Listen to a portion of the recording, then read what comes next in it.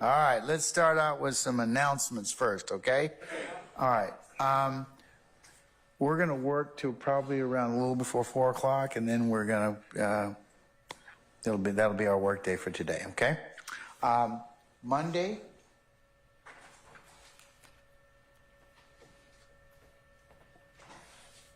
you'll need to be here at about 10:30 for an 11 o'clock start time. We'll work from about 11 to about 4. On the 27th of February, that's Tuesday, that will be an administrative day for you, okay? That's that Tuesday the 27th. 28th will be a regular work day. We'll start at 1,000 hours, between 1000 and 10:30. Thursday the 29th, we'll start around 9:30. And on the 1st of March, we will have a regular work day from about 9 until about 4-ish or thereabouts. That's our work week. And then, the following week, we'll work on Monday, that's the 4th, and then the 5th through the 12th, you'll be on it will be an administrative period for you as well. So that's kind of the next couple 3 weeks, okay? All right? Okay. State ready? Call your next witness. The state calls Senior Patrol Officer Antonius Black. All right, summon Antonius Black, please.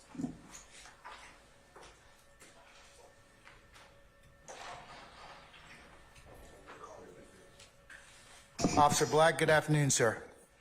Sir, if you would please approach the witness stand. Once you get there, if you would be so kind to turn and face Sergeant Ingram to be sworn as a witness before you sit down, sir.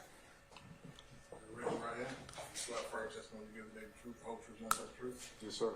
That's it. State and spell your first and last name for the court,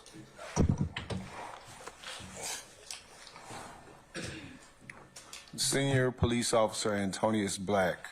First name spelling Antonius. Last name Black. Good morning, Senior Police Officer Black. How you doing? Hey, I'm doing okay. I can say good afternoon. All right. Where are you currently employed? City of Atlanta Police Department. And how long have you been employed there? With the City of Atlanta Police Department since June 2003. And what zones have you worked in APD? Zone 3. Are you still currently working in Zone 3? Yes, sir. Now, what part of the city would you describe Zone 3 is in the city of Atlanta? Basically, the southeast and also southwest side of Atlanta. And in your time working in Zone 3, what kind of crimes have you responded to? Probably all. And have you worked different beats within Zone 3? Yes. Now, this may be difficult to tell the jury, but if you had to ballpark, how many crimes have you responded to in Zone 3 in your career? I can't even tell you. I don't. It's too many to keep up. Now, how many people have you interacted with in Zone 3 in your career? It's going to be the same answer. It's too many to keep up throughout the years. Is it hundreds, thousands? Thousands. And of the people you've interacted with while on duty in Zone 3, how many were suspects in a crime, victims in a crime, or something else? I want to say probably half and half. How familiar are you with the neighborhoods within Zone 3? I should be very familiar with it. And how would you describe the residents of Zone 3? Are they hardworking people? Yes, sir. And based on your years patrolling Zone 3, are the majority of people in Zone 3 law-abiding citizens? Sustained.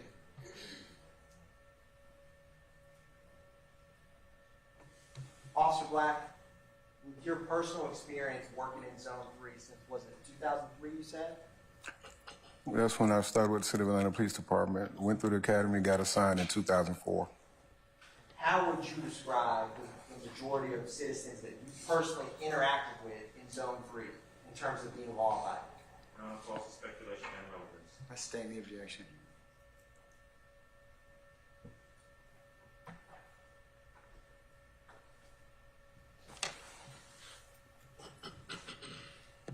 were the majority of the people that you personally interacted with in Zone 3 suspects? Your Honor, this is the same question, objection. I stand the objection.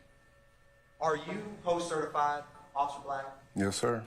Were you post-certified in September 11th of 2013? Yes.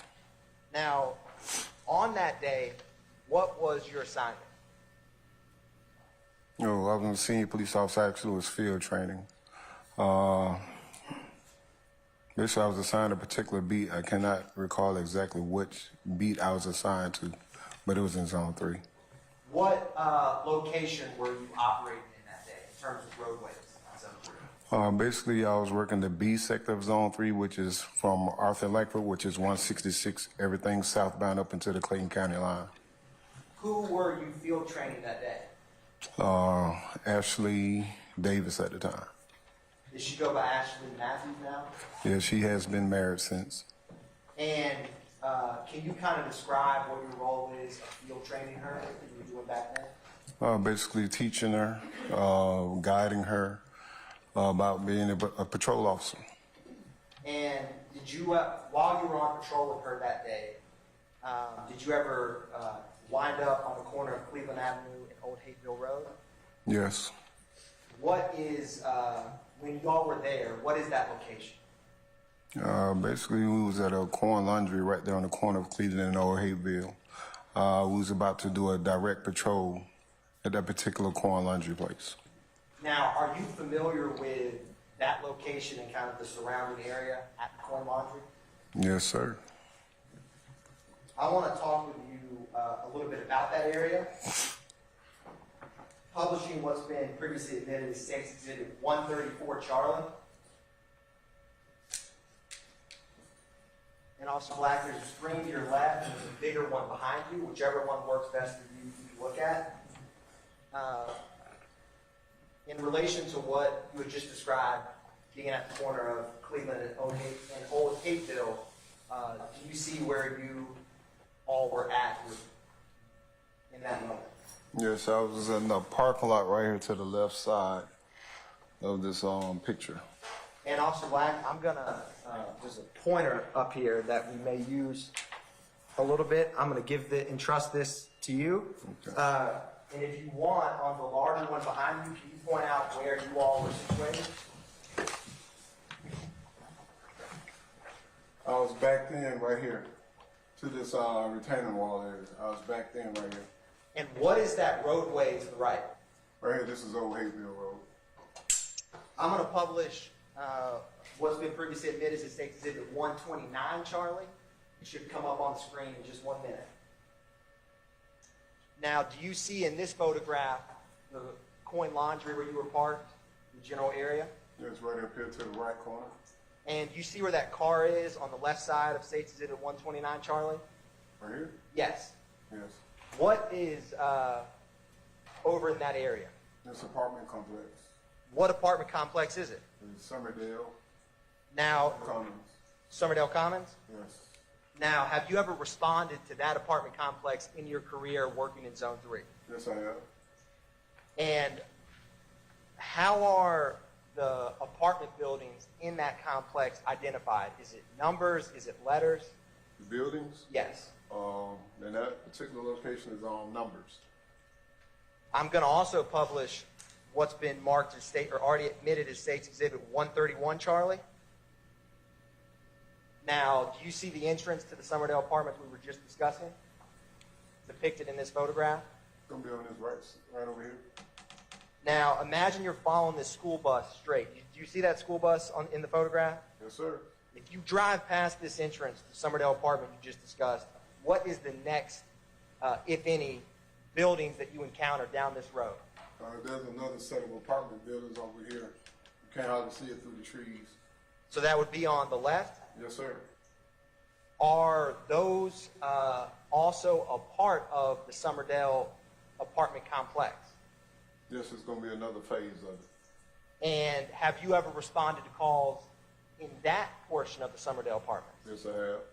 And how are the buildings in that Summerdale apartment complex identified? Is it numbers? Is it letters? Those are going to be letters. And is there a building C in that portion of Summerdale apartment complex. Of course. Now, thank you, Officer Black. I'm going to turn your attention back to. Yes, you may sit down. We may utilize some other exhibits momentarily. Gotcha. So turning back to when you're in your patrol car with Officer Davis, were you in uniform? Yes. Was she in uniform? Yes. Were you in a marked patrol car? Yes.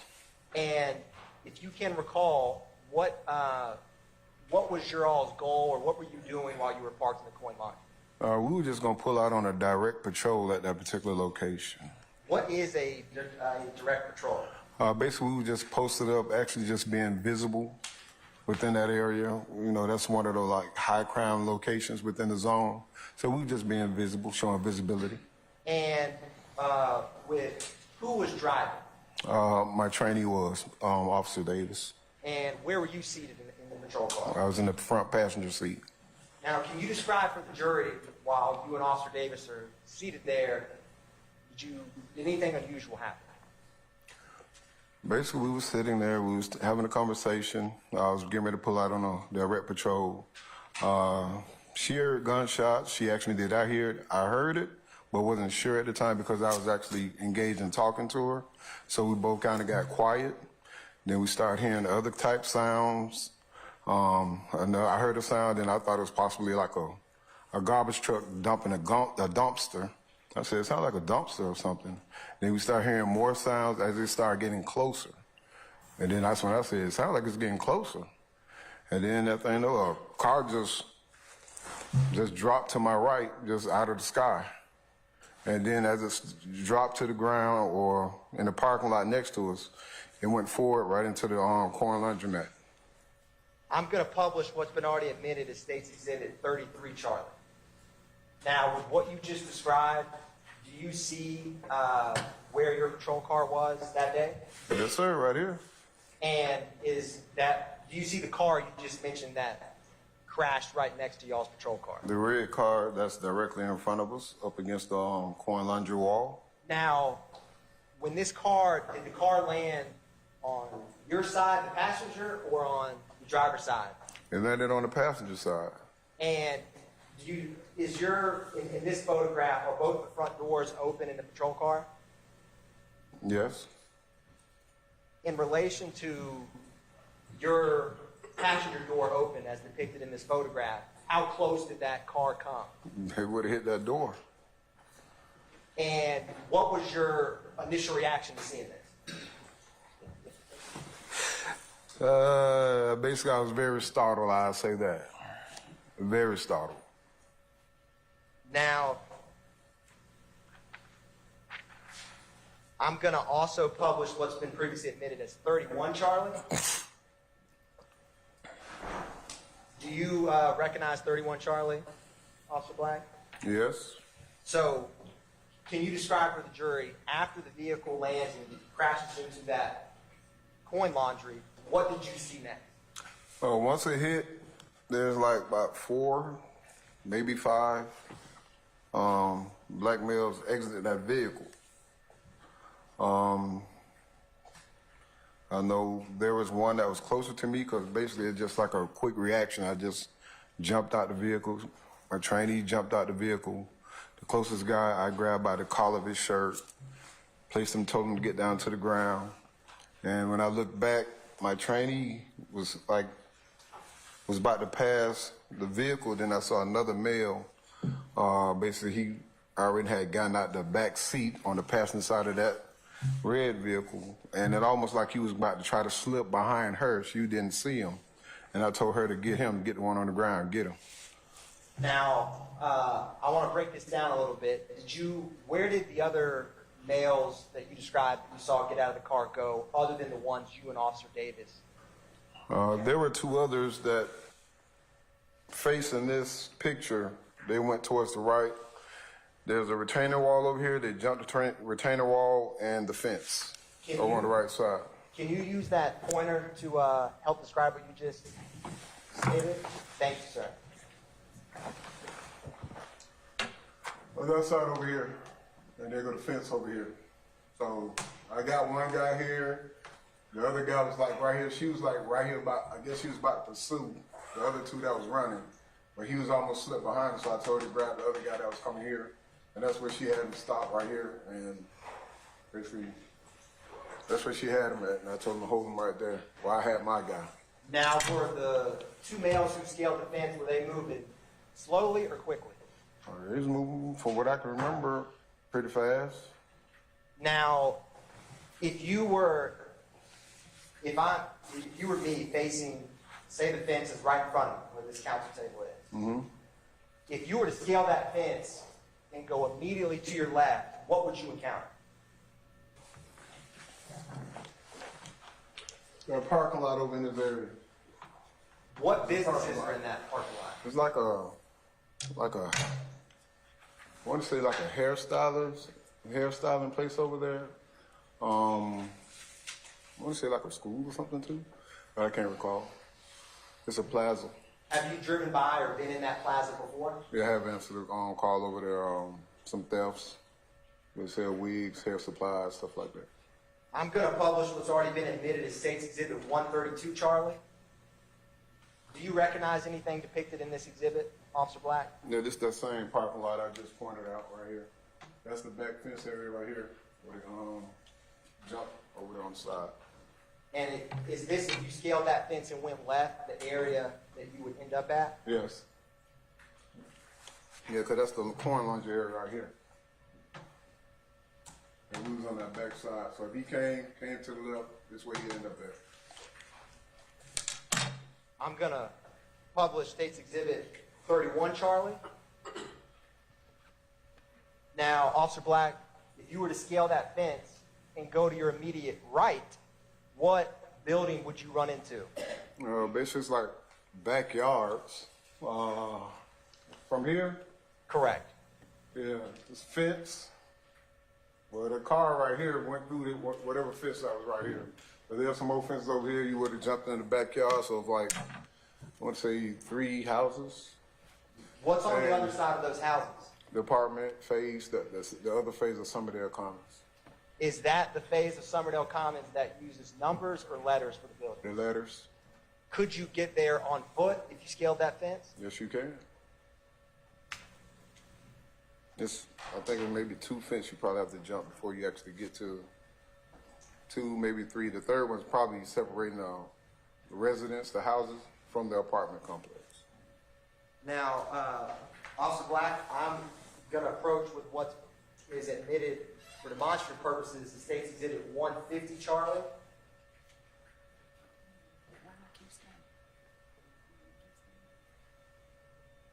Oh, you may take a seat momentarily. Thank you. All right. Now, take a look at that and let me know once you've reviewed it.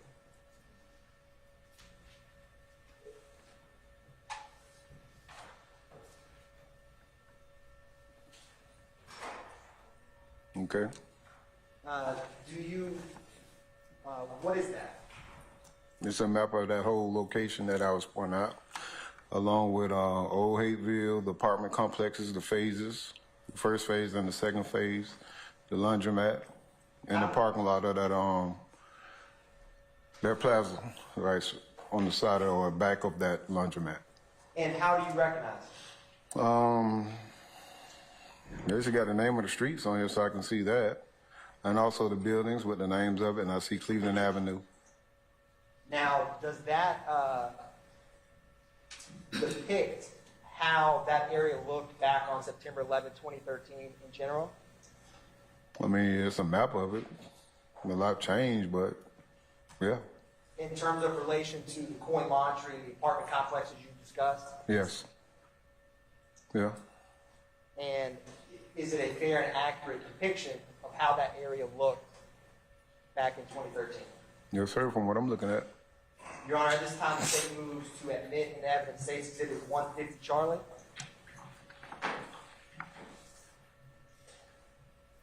Any objection to States 150, Charlie?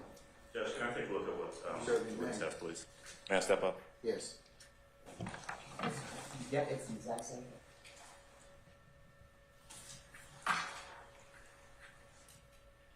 I do have an objection, Judge. May I put some questions to the witness in regards to this What's your objection, sir? foundation? Overruled. All right. You can ask him on cross, okay? All right. All right. Can I state on the record, or can I step up and put my complete objection on the record in regards to why there's a lack of foundation? He's laid a foundation. I concur, so I'm gonna overrule your objection at this point in time. Understood. As for Do you have another objection you'd like to pose? No, the base of the objection is foundation. Okay.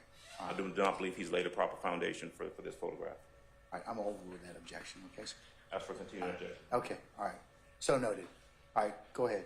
Thank you, Your Honor. I'm gonna admit States 150 Charlie may be published as you see fit for demonstrative purposes. Thank you, Your Honor. The state is publishing State's Exhibit 150 Charlie.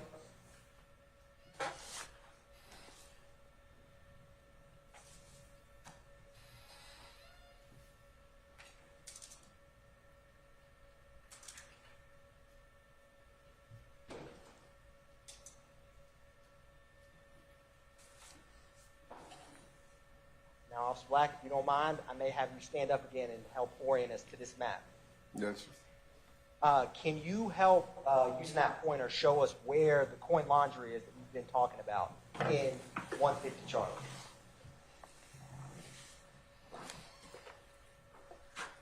It's right over here. And where is the Summerdale apartment complex that uses the numbers for the buildings? Over here.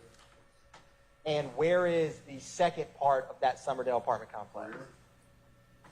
And so can you show what, if you were to scale the fence that we had just discussed and take a right and run on foot, can you describe what direction of travel you would be with this?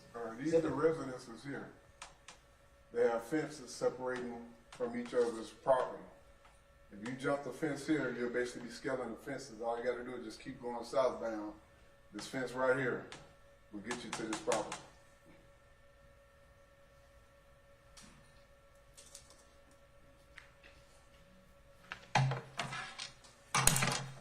Now, Officer Black, were either of the two males that hopped that fence ever detained that day? From what I heard, I've never seen. I heard on radio that. I stand the objection. Okay. Now, I'm going to publish what's been already admitted as State's Exhibit 32, Charlie. Now, I wanted to take a step back to, you had described some of the males that were closer to you that you detained. Can you use the pointer to describe where the male that you encountered, where were you all? I jumped out right here. They came out over here, so it was over here this side. What side of the car did that individual get out of? This side here from what I can remember. So the passenger side? Mm-hmm. And when you encountered him, was he injured? Yes. Do you recall where? In the back, upper back area. And was there any bleeding? Yes. I have blood all over my left forearm. Now, can you describe about how tall was he? He's about my height, 6'3", 6'4". And about how much did he weigh? Well, I'm at 330, so somewhere close to that. I mean, I'm assuming. So he's close to 300. So was he? So he was about your height and weight. Yes. Would you say you're small or tall? Compared to others, Compared to others? tall. All right. Now, when you interact with him, did you have to handcuff him? Yes. And where was Officer Davis in relation to you all? So we was over here, she was over here. You probably can see a little blood trail right there, so that's what it is. And what did you see in regards to what she was doing with the individual she detained? Basically, he was, I ain't gonna say laid out, he was actually sitting up. He didn't want her to leave his side. He was basically holding on to her, the pants leg around the ankles, asking her not to leave. Was he also injured? Yes, he was shot. Now, I'm going to publish what's been already admitted as State's Exhibit 36, Charlie. Officer Black, with 36 Charlie, what are those on the ground? What is that red marks on the ground around this Here? car? There's blood over here. And do you know, in relation to the suspect you encountered, where this blood came from? Those This pools? one from what my trainee had, because this way he came, this way he was sliding at. She was like going in this direction. I saw him like going behind her, so that's when I told her, get him. But she didn't see him at first. Did it initially appear like he was trying to get away? To me, because as she was going this way, he was coming this way like he was trying to go behind as if she wasn't paying attention. So if she didn't see me, I'm going to try to, if I was him. That makes sense. I'm going to publish also what's already been admitted as 38 Charlie.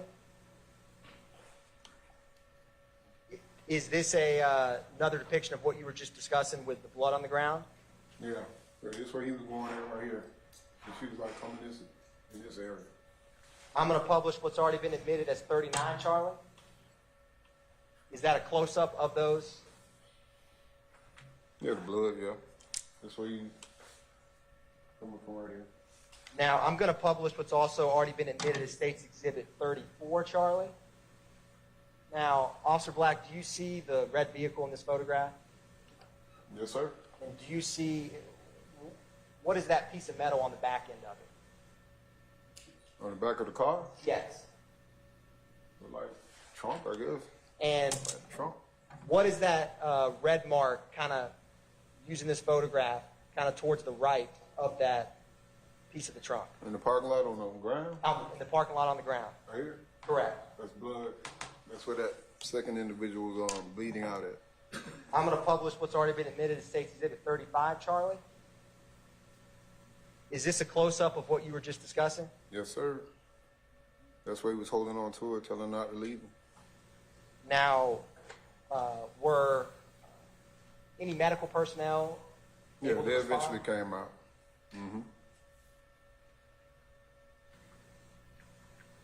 And after you and Officer Davis secured and helped get medical help for those individuals, did you have any other involvement with this crime scene? After that, no, because basically our detectives, they all just, whatever occurred, they all just popped up out of nowhere. Because I didn't know what was going on, honestly. Were you still a little bit maybe in shock of what happened? After standing there, things calmed down. I kind of looked at that red car. Then I looked at my patrol car, looked at the red car again, and at my patrol car, and I realized what could have went down if it was over just to the left. And I'm sitting up in that patrol car, so if it was over to the left, I wouldn't be here. I will never forget that. One moment, sir.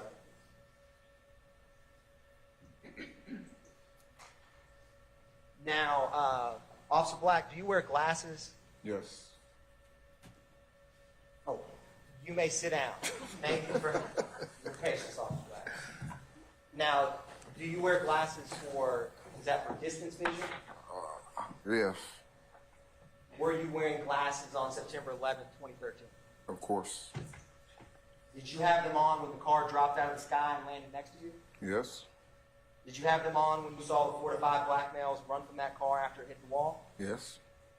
How far were you from the red car when you saw the 4 or 5 black males run? Basically, probably just, I can't say if I was still in the car, my patrol car, or I was jumping out. That part I can't remember exactly. And I'm going to publish State's Exhibit 31, Charlie, and ask you one last question, Officer Black. How far were you from this retaining wall in State's Exhibit 31, Charlie, when you saw the 2 black males scale that fence? I was still with the guy that I had put down on the ground. I did not try to leave him. So once I had him in my custody, that's where I stayed. And I just remember just looking up at him, but other than that, I just kept my attention on this guy.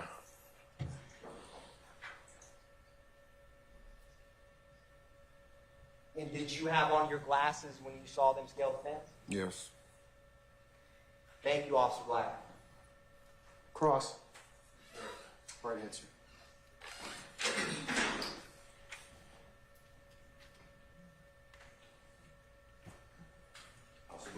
afternoon, sir.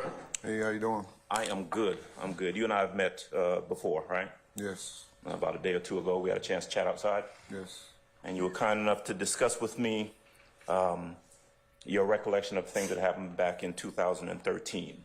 True? yes, All right.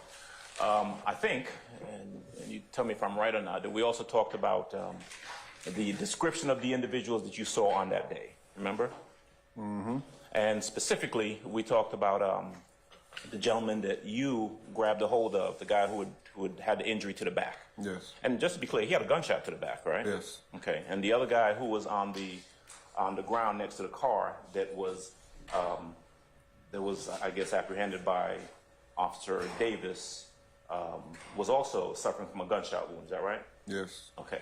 As a matter of fact, those pictures that we saw up a little while ago with all the blood stains, that's where I think you used the word bleeding out. That's where your guy was bleeding out on kind of the left side, the back of the car, right? My guy? Yeah. Yeah, he was bleeding in the back. Right. But in But terms her of, guy was the one that was doing all the bleeding, so, he was the one on the ground. yes. The guy that you, actually, let me back up a little bit, okay? Let me kind of start from the beginning. You and Davis are sitting in the car, right? Yes. This car comes kind of flying out of nowhere, lands on the ground, and ends up smack against the laundromat. True? Yes, Okay. You see individuals get out of the car yes, and run, right? Your description or your recollection is that it's 4, maybe 5 individuals, right? yes, Okay.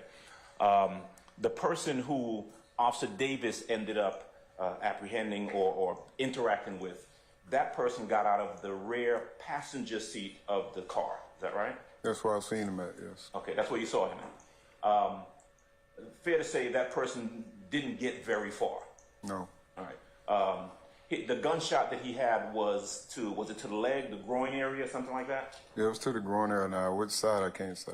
Okay, but he wasn't very mobile. True? No. Okay. All right. So we know that guy who was in the car is out and he's laying on the ground. He had on a red shirt, did he not? I don't remember. Okay. All right. The guy who got out of the car that you grabbed a hold of, where was he in the car? Do you recall? No, I don't recall if he was in the front, back, not sure. Okay. But he was a big guy. Yes, He was easily over 6 feet tall. yes, Now, I heard 300 pounds thrown around a little while ago. He was in the area of about 300 pounds. close. You can be 280, 305, 310, He somewhere was like a big guy. that. Yeah, You're a big guy.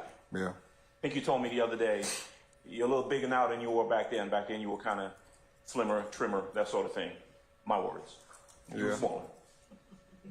well, I'd say more toned. Totally. Yeah, All right. You've gotten thick fine over there. Okay. Anyway, but he was a big dude. yeah. And he had a gunshot to the back. And he was bleeding as well. I think it was close to like the shoulder blade areas. Okay. One of the things I think you testified to, and maybe you told me also, is that you were holding him, and it was after a while that you realized you had blood all over your arm that was coming from him. From Yeah, his from when I gunshot. grabbed him to the back of his collar. He had on a blue shirt. He was like a light blue. Okay. So we've got the guy on the ground with Davis who has on a shirt. You don't remember the color, right? But you know that the big guy who got out of wherever in the car he got out, he had on a blue shirt. Okay. Now, there were other individuals, you said 4, maybe 5 altogether, right? But at least 2 others you saw go towards the right of where the car landed, right? Yes, All right. Would I be correct in saying that you don't really you can't recall a good description of those individuals? no, If I were to ask you what they were wearing, you couldn't recall. no, sir, If I were to ask you what they looked like, hairstyle, that sort of thing, you couldn't really recall. no, Okay. All right. Were you aware of someone else with a blue shirt being apprehended somewhere around the corner? no, Okay. The vehicle that was crashed against the laundromat, it was kind of a small car, right? What was it, an Altima? I don't remember the make and model. It wasn't a big car. No, it wasn't no big large sedan though, Okay. 4 doors. Okay. It's fair to say that your role in this kind of started with that car coming over and dropping there on the ground, and ended with you and Davis kind of interacting with and apprehending these two individuals. Yes. You didn't conduct any additional investigation. No. Right? Oh, the laundromat. You're familiar with that laundromat, and you were familiar with it back then, right? Mm-hmm. Are you aware of whether there are cameras in that laundromat, or in or around that laundromat? No, I don't recall. Okay. You're not saying that they're not. You don't recall. No. Okay. And granted, this was a little over 10 years ago. Fair? Mm-hmm. Okay. Would I be correct in saying that you're not sure about whether or not there were cameras on the side of the laundromat closer to that, what you described as a retaining wall? Mm-hmm. All right. Did you have any interaction with the other detectives or investigators who showed up on the scene? I mean, they all showed up on scene. We was all right there in the parking lot. Okay. And I was just trying to find out what was going on. Okay. Did you have any conversations with any detectives or any other officers about getting video from the owner of the laundromat? No. Did you have any conversations with that? No, I don't recall any. No. Did you talk to, or do you know Officer Detective Quinn? Mm-hmm. Did you see him on that day? I don't remember. Okay. What about Velasquez? You know Velasquez? Yes. Okay. Did you have conversation with him on that day? I don't remember. Okay. There is a crime scene, well, was there a crime scene unit that showed up on the scene? Yes. Okay. You would not have had any interaction with the crime scene unit, correct? No, I really don't have no recall of that either. All I remember is just dealing with what we was dealing with right there, but as for investigation purpose-wise, Wasn't you? no. Okay. All right. You don't know what happened before that car came sailing out of the sky, right? What was going on with the car? No. Okay.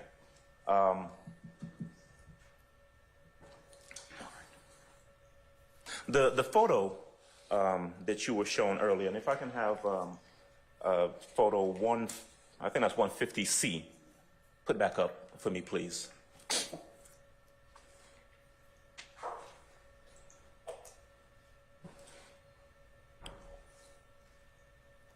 All right.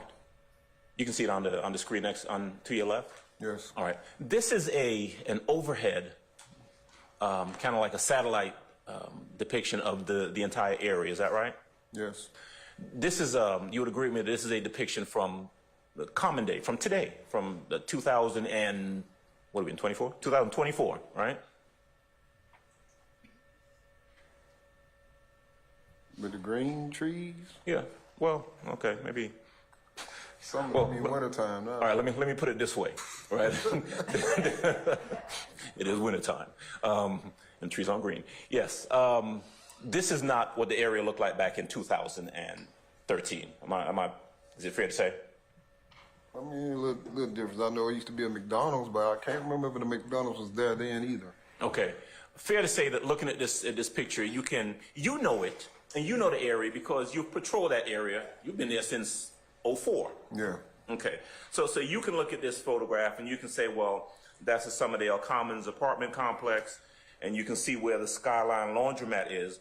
But the truth is, as we're looking at it, you can't see the fences that you're talking about that you'd have to navigate to get from one location to the next. True? Yes, that's true. Okay.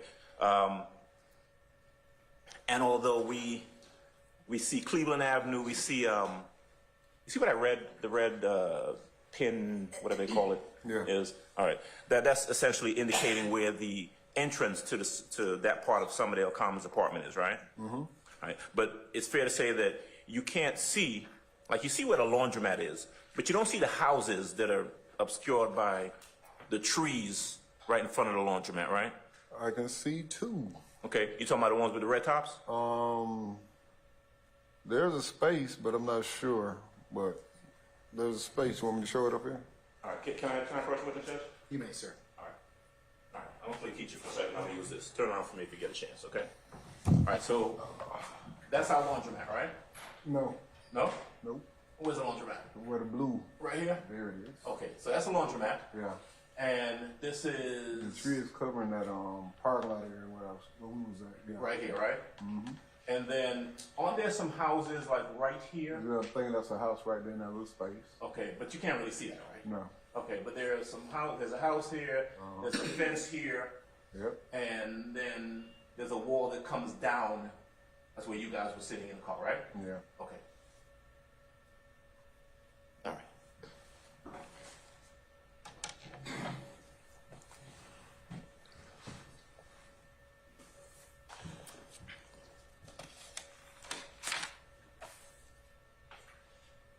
Do you recall helicopter units that came out on that day? Yeah. You do? Yeah, because that's when all the noise and stuff started. Okay. Like everything was quiet and like everything just broke out. Next thing you know, you got a car dropping out the sky. No, I'm talking about after that. Then you got helicopters flying up above. Yeah. Okay. Again, though, you weren't involved with that portion of it in terms of looking for anyone or anything like that, right? Who? You know who Officer Bridget Porter is? Yeah, she's an investigator. Investigator. She was. Do you recall seeing her on that day? Yes. Okay. And you were subpoenaed to come here to testify. You were outside in the hallway, right? Say again? You were subpoenaed to come and testify, and before you came in, you were outside in the hallway. Yes. Okay. You see Bridget Porter out there? No. All right. Thank you. That's all I have. Any further cross? Mr. Sharp?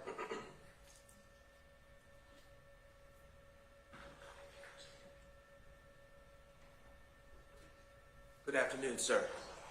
Hey, how you doing? Wonderful. How are you? Okay. Does Investigator Porter still work for APD? Yes. So she's local? That part, I don't know what department that she's in, but she's an investigator with us, yes. For Atlanta Police Department? Yes. All right, thank you. Anyone else? Any redirect, sir? Briefly, Your Honor. Officer Black, with Stacy's in the 150 Charlie you were just discussing with Mr. Adams, how do you know that you can get from coin laundry to that second portion of the Summerdale apartment complex on foot? How do I know? Yeah. I've seen the fence. Yeah, it's the fence that's basically separating those houses, backyards, that leads right on over to the second phase over there of apartments. And there's a fence that's separating the apartment building and that last house just north of the complex.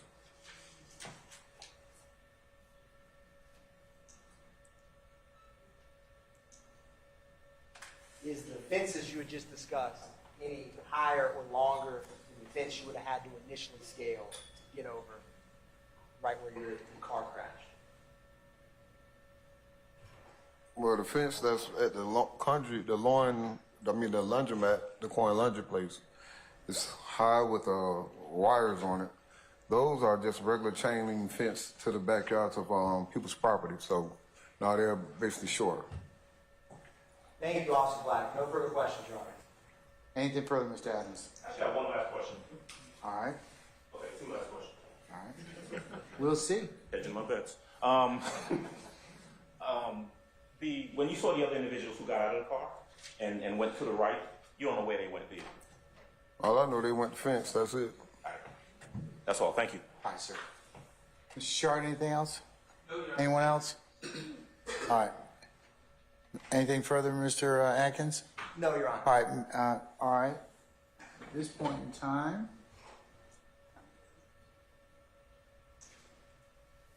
may Senior Patrol Officer Black be permanently temporarily excused as a witness.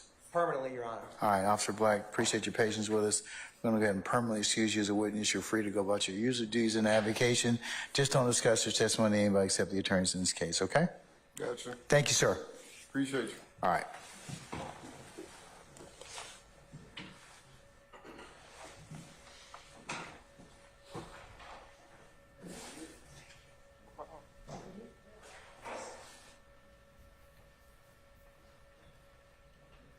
Do you have another witness ready? We do. He's coming down. If the court would afford us 2 minutes to make sure he's downstairs. All right. There he is. He's here. Who you oh. Thank you. And State who calls, you summoning next? State calls Detective Vincent Velasquez. All right, Detective Velasquez, if you could please approach the witness stand. Once you get there, before you sit down, turn and face Sergeant Ingram and be sworn as witness, sir. Raise your right hand and swear firm testimony you give the truth, whole truth, nothing but the truth. I do. So let me spell your first and last name for the court. Now we do it. Vincent Velasquez, Velazquez.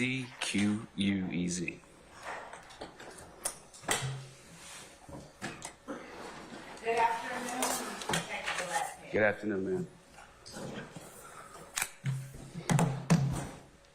And is it still detective?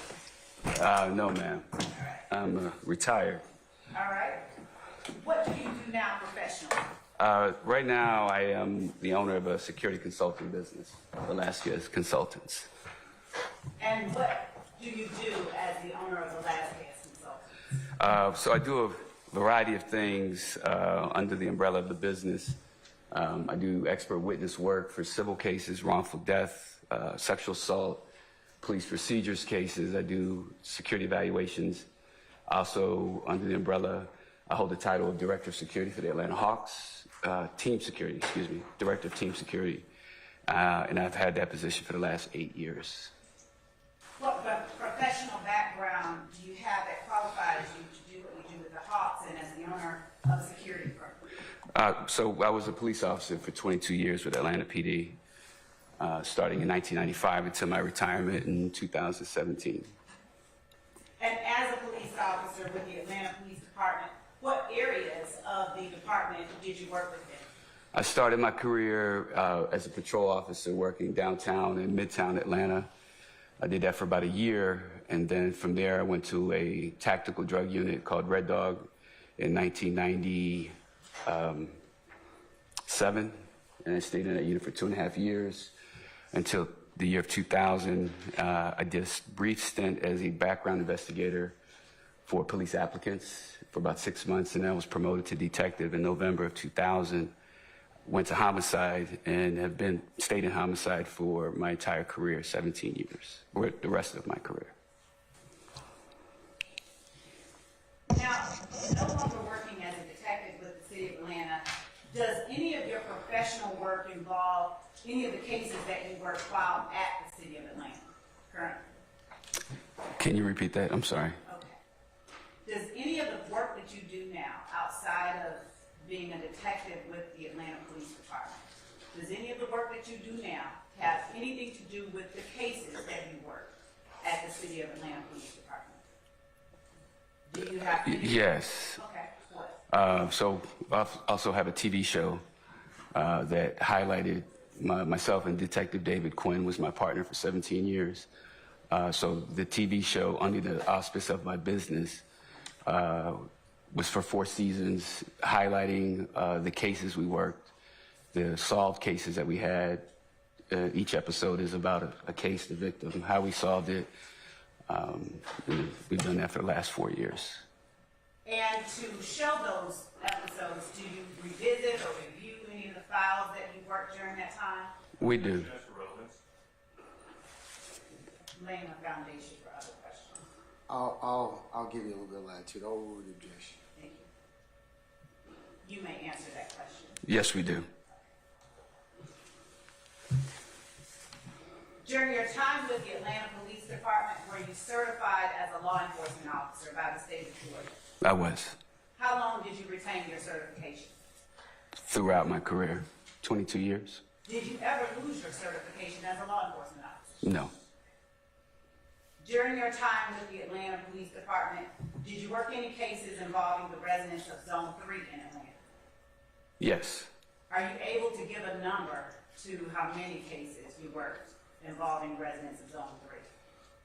Hundreds, over 300. Well, combined from when I was in Red Dog, we were in Zone 3 heavily, and then throughout my career in homicide, cases where I either was the lead detective, assisting detective, or even witnesses to other homicides, residents that lived in Zone 3, so I spent a lot of time in Zone 3.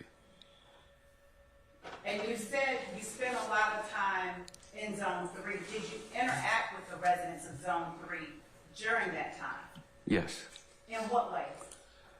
Interviews, knock and talks, neighborhood canvases, homicides, actual homicide scenes.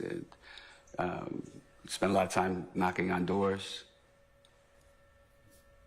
Was every person that you interviewed in Zone 3 a suspect in a murder? Oh, no. I'm going to object to relevance. I'll sustain the objection. Can you give a number for how many residents of Zone 3 you interacted with as an officer and a detective, and now as your time outside of law enforcement? If I had to guess, I would say well over 300 or 400 people. And did you ever have occasion to visit the homes of the residents of Zone 3 that you communicated with? Many times. Are you able to give a number to how many homes within Zone 3 that you've had occasion to Your Honor, I'm going to visit? object to relevance. Your Honor, I'm setting a foundation. I can approach. Yeah, could you please? Yes.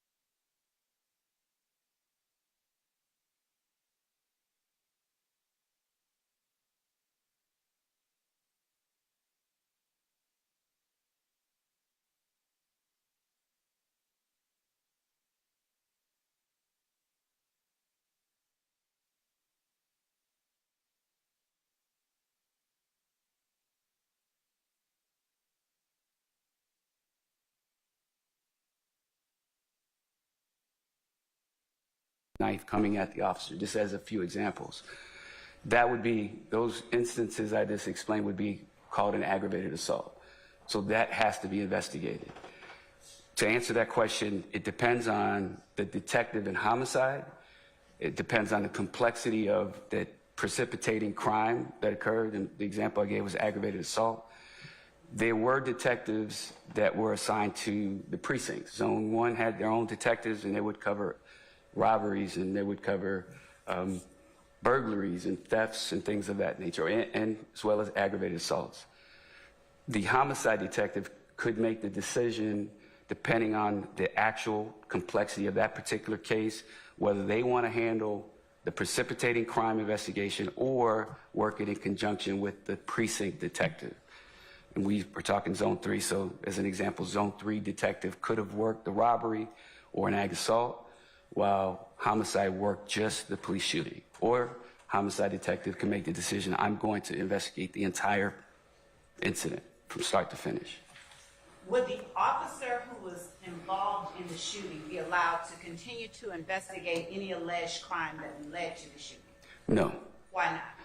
So it's the general feeling that the officer that's involved in the shooting, we have to, as a homicide, have to make a determination whether that officer acted negligently. If that officer did, as an example, I can give you a plain example. There's a threat, officer said, I was fear of my life and I shot. We determined that the threat ended way before the officer shot. Then that officer could be charged with aggravated assault. We take the officer out of that mix because we want them, it would be difficult for that officer to remain objective in investigating their own crime, the precipitating crime that led to them to making the decision to fire their weapon. Therefore, they are completely removed from that whole scenario. So as OIS, the officer involved shooting team, would you have to make determinations sometimes whether an officer acted criminally or with criminal? That is exactly what we do. Our investigation is a criminal investigation. Simultaneously, Internal Affairs is doing an administrative investigation. So while we are trying to determine if the officer acted criminally, Internal Affairs is investigating whether the officer violated policy. The officer could have violated policy, as an example, could have had the wrong ammunition in their weapon. Doesn't change what happened, but they're not following policy, or they may not have had the right equipment on their duty belt that day. Internal Affairs would look at that and make those determinations. We solely looked at, was the officer's actions lawful? And if they were, well, regardless of what they were, we turn our findings over to the district attorney's office. Did you investigate an incident that occurred on September 11, 2013, and that involved investigator Malik Roberson-L? I was involved in parts of that investigation, yes.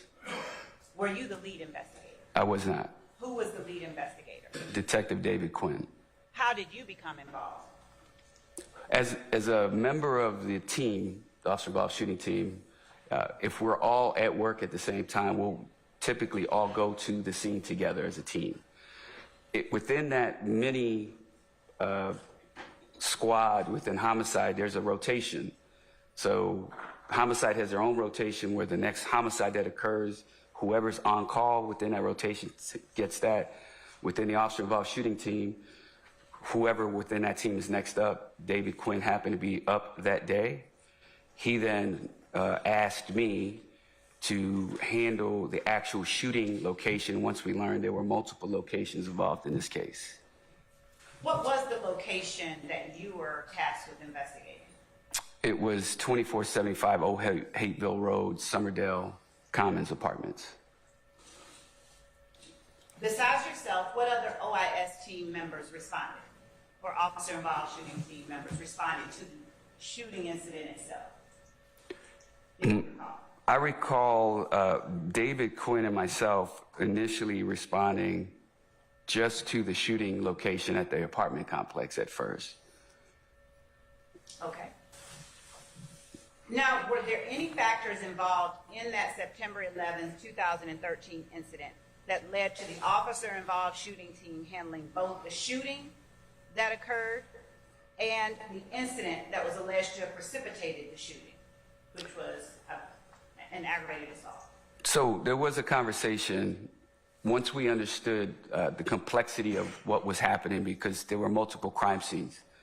And I say that to mean there was a crime scene where the shooting occurred. There was a crime scene where a vehicle struck a gate and caused damage. There was another area where a vehicle crashed into a laundromat. So based on that, and I recall a discussion with Detective Quinn, he decided that he was going to handle the entire investigation. Now, did you all get a call over the radio when you were notified about the officer-involved shooting with respect to Investigator Marie Roberson L? Yes. What is a 63? Signal 63 is when an officer, we speak in signals and codes. So a signal 63 is when an officer needs immediate help. And typically it's in an emergency situation where they just give their location and yell signal 63, and that indicates any officers hearing this to head to that location for assistance. And in September 11th of 2013, did the Atlanta Police Department have only one channel for radio traffic? No. Would you describe the various channels for the jury? There was and still is to this day 6 precincts, 6 zones, zone 1 through 6. Each zone has its own radio frequency. Detective radio has had its own frequency. Special operations had their own frequencies. And then there's sub-frequencies within those channels I just described for surveillance. As an example, if I'm on detective radio, there are other detectives trying to talk to a dispatcher, and I wanted to talk to, since we're talking Detective Quinn, I call him on the radio, and I want to talk about something that I don't need to tie up the radio with. I would say switch to surveillance. So detective radio would have a surveillance channel. We would switch it there and have it's not private, anyone can switch over and listen, but we're not tying up traffic. Every zone had that. Every special operations radio frequency has that. And then there were several other channels that they call TAC channels, or talk around channels, where I could call a detective or an officer from another zone and ask them to switch over to TAC 1 or TAC 2, so I could have a semi-private conversation and not tie up their radio frequency or my own. Would it have been uncommon in an incident such as the one you responded to on September 11, 2013, to divert radio traffic to a TAC channel? No, it was very common for that to happen. And were there any circumstances involved in that incident to which you responded that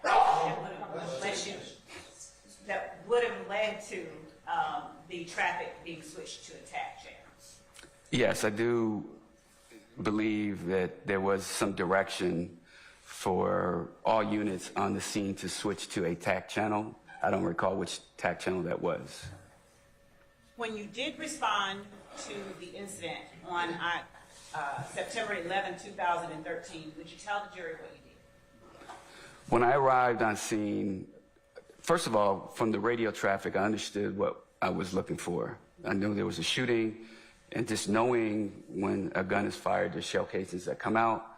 So upon arrival, my expectations were met that the crime scene was restricted by yellow police tape. There were several uniform officers restricting access. I arrived at Somerdale Commons Apartments. I could clearly see the gate. One of the gates, I believe, was the exit gate, looked mangled, like it had just been rammed by something. And then I entered the crime scene through the yellow tape and met with, I believe Detective Quinn may have been there already, or we arrived simultaneously in separate cars. There was an officer who I do not recall the name, in uniform, who was maintaining that scene, and then started to direct me in some evidence that they found. Shell casings, there were just debris on the ground. And at that point, I started to just evaluate what would be next as far as collecting evidence. Did you call for a crime scene technician? I did. Now, what do crime scene technicians do that you aren't able as an investigator to do? Crime scene technicians are and the Atlanta Police Department are civilian employees that are trained in evidence collection, identification, processing, fingerprinting, supergluing things for fingerprints, photographing. Our crime scene unit did just that. That's what they're tasked with doing. Every homicide scene, there is a crime scene tech or several techs on scene. And what they do is, at our direction, start to process the crime scene as we start to identify evidence. It could be blood, could be a weapon, it could be bullet casings or bullets or damage. And at our direction, they take photographs, measurements, and then eventually actually collect that evidence physically and take it with them to be processed later. And it could be either processed by themselves, they had their own crime lab, APD did at the time, or send it to the GBI, which is the Georgia Bureau of Investigations, or sometimes even to the FBI. Who was the crime scene technician that you called to assist you on September 11th of 2013? Her last name is Otey, O-T-E-Y. And did Otey carry out duties only, did she decide on her own what to photograph or what not to, or was that done under your direction? It is done under my direction. However, Otey was a very experienced crime scene technician. We worked together for many, many years. At that point, I had been in homicide 13 years. So it's not uncommon, and in this particular instance, I did not direct her to take every single photograph. I trusted, and to this day still do, that she knew what photographs I needed. But there was direction. There were some directions as I started to find casings and debris where I probably said, I need you to really focus on this or get a close-up of the casing. But there were many other photographs of the area and the crime scene that she was taking on her own. So, Yes, Your Honor. ladies and gentlemen, how about a break? For me, okay? No, purists. All right. Ladies and gentlemen, we're going to take a 10-minute break, take comfort, and we'll come back and continue with our examination, okay? All rise for our jury, please.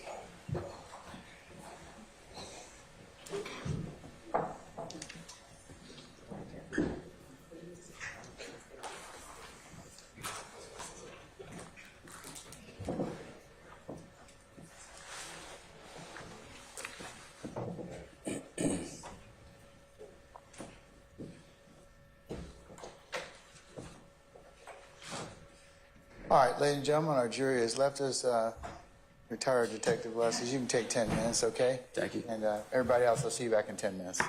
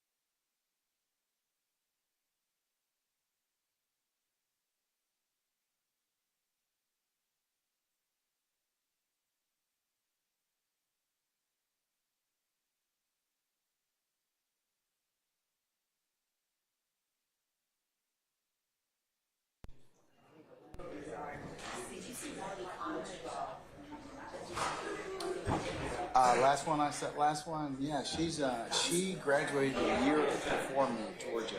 We know.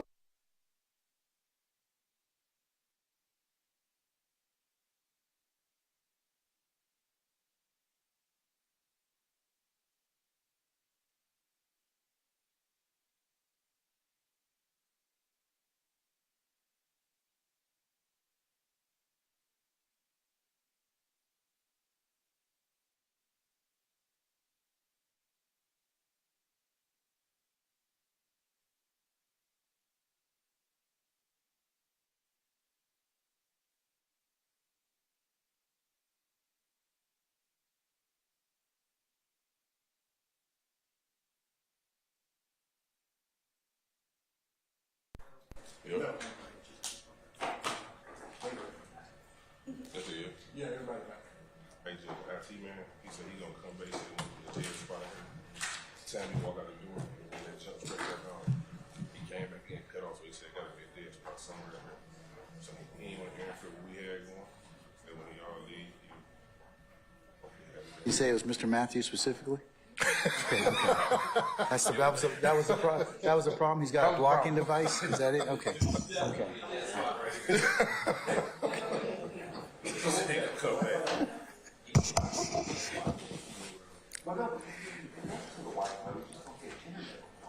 That's it. As soon as he walked out, he came on. He walked right back in. Yeah, it's they probably need to add a booster or something. You'll have to, a router or something. Yeah, or a booster. They probably just need to add one in here. All right. Are jurors ready, sir? Yes, sir. Rick from Yes, ma'am. You certainly may.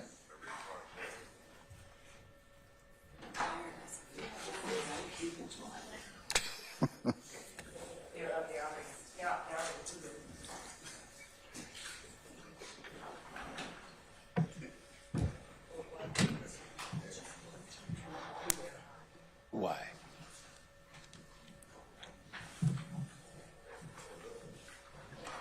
All right. Could you summon our jurors for us, please?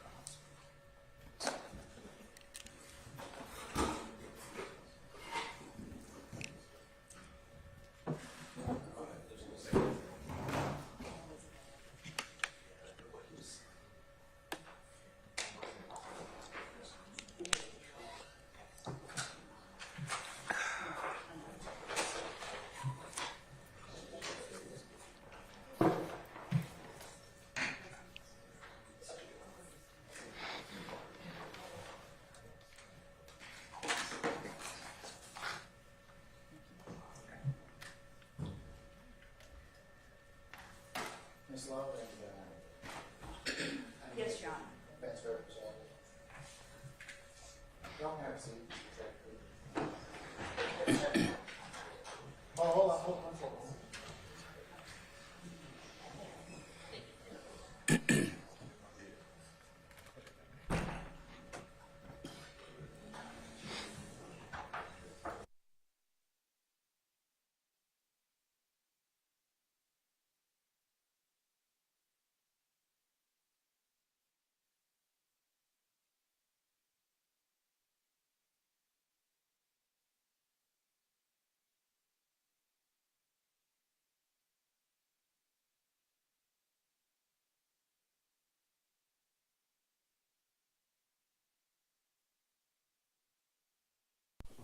All right, sir.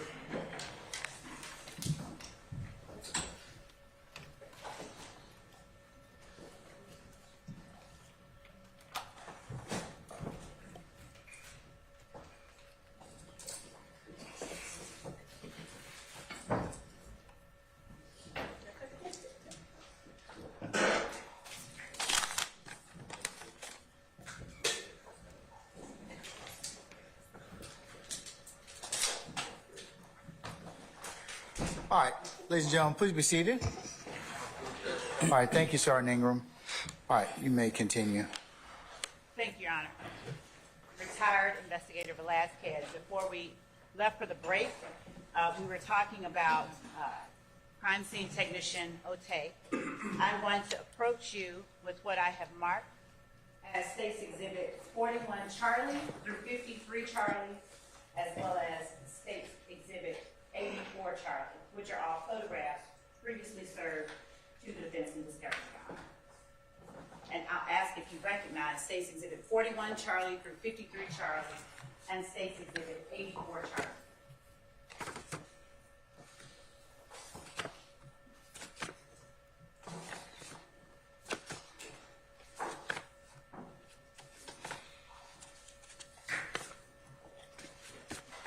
I do. How do you recognize them? These are photographs of the actual shooting scene at Summerdale Commons apartments, parking lots, vehicles, things of that nature. And are they accurate reflections of the areas that are captured within those exhibits? Yes. Your Honor, the state tenders State's Exhibit 41 Charlie through 53 Charlie and 84 Charlie as evidence. Any objection? Okay, yeah, go ahead. Of course, let me take these from you and I'll give them to counsel for you. Thank you. You're welcome.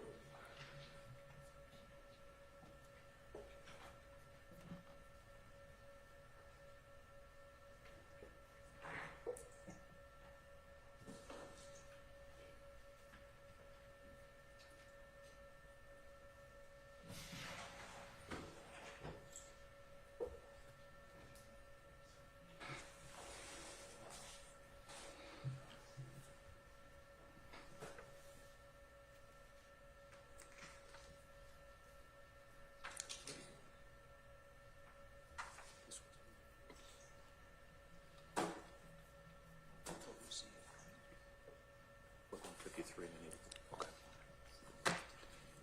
Thank you. Thank you, Judge. We have no objection. All right. States 41 Charlie through 53 Charlie and States 84 Charlie are admitted and may be published as you see fit. Thank you, Your Honor. I'm going to hand these exhibits back to you, and I'm also going to publish them on the screen, both to your left and to your right and behind you.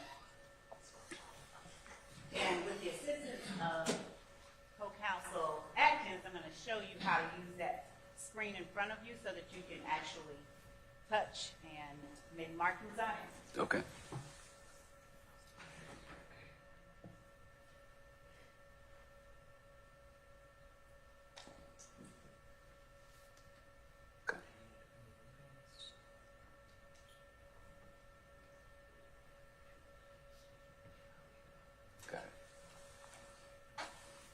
So showing you States 41 Charlie, please tell the jury what we're looking at. And you can also, if it is easier for you, use the larger screen to your right and rear and the pointer that is in front of you to display or to describe what you're talking about. I would rather stand and use a pointer. Please do. Thank you. I'm old school. All right.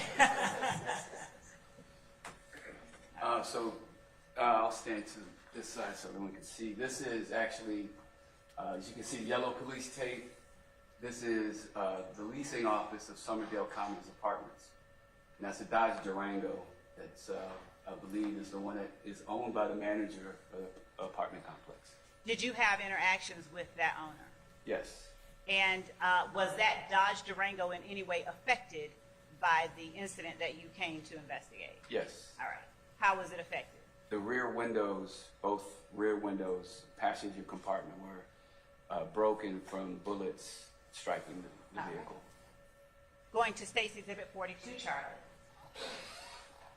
Would you tell the jury what we're looking at? Yes, ma'am. 42 is another close-up of this Durango. As you can see, broken glass on the ground, the left rear window broken out. And also you can see the damage to the gate of the apartment complex. 43 Charlie. 43 Charlie is just the rear of the vehicle showing the tag number. 44 Charlie. 44 Charlie is just another close-up of the tag. 45 Charlie. 45 is the front of the vehicle. And we'll keep cycling through. 46. 46 is going to be the right side vehicle of the vehicle. And as you can see, the right rear window has been broken out as well. 47. 47 is the right rear window glass that's broken out on the ground next to the vehicle. 48. 48 is a close-up of the right rear vehicle's window broken. Now, there was no one inside the vehicle at the time that it was shattered, correct, to your knowledge? There was not. No. All right. And 49 Charlie.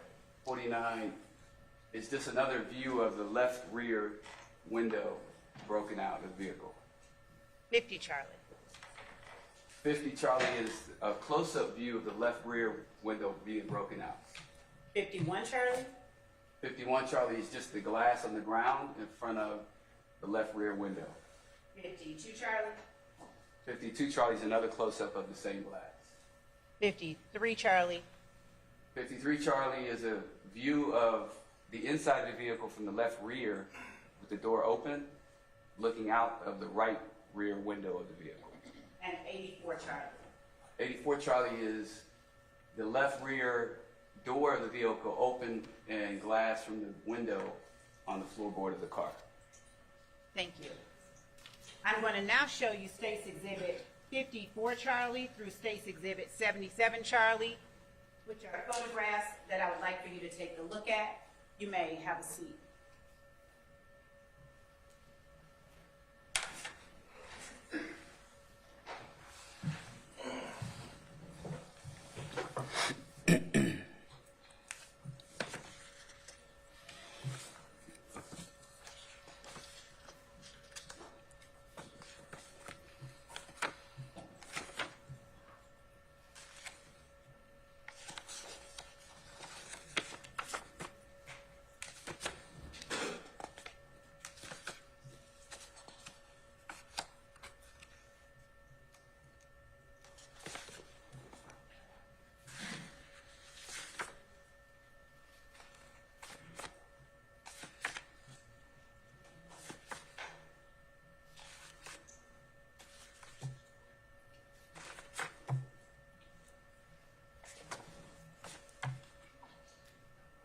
Okay. Looking at State's Exhibit 54 Charlie through State's Exhibit, I believe that I gave you through State's Exhibit 79 Charlie. Do you recognize State's Exhibit 54 Charlie through State's Exhibit 79 Charlie? I do. How do you recognize them? They are also photographs of evidence collected on the scene, bullet casings, another vehicle, debris that's on the ground, and various photographs of either the same items in close-up form or farther away. Are these fair and accurate depictions of the areas of the scene you investigated on September the 11th, 2013? Yes. Your Honor, the state tender State's Exhibit 54 Charlie through State's Exhibit 79 Charlie. I will give them to defense court to review. Let me just take a moment to review them, Judge. And for the record, we're happy to review anything else. And we've also provided them as discovered.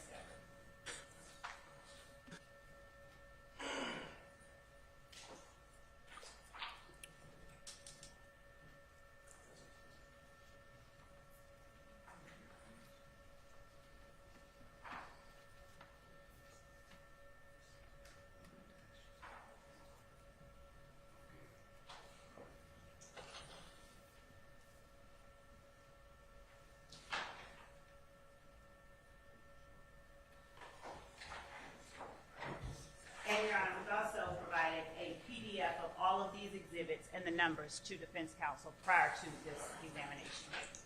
All right. We're happy to look through any of the 1,000 photographs prior to.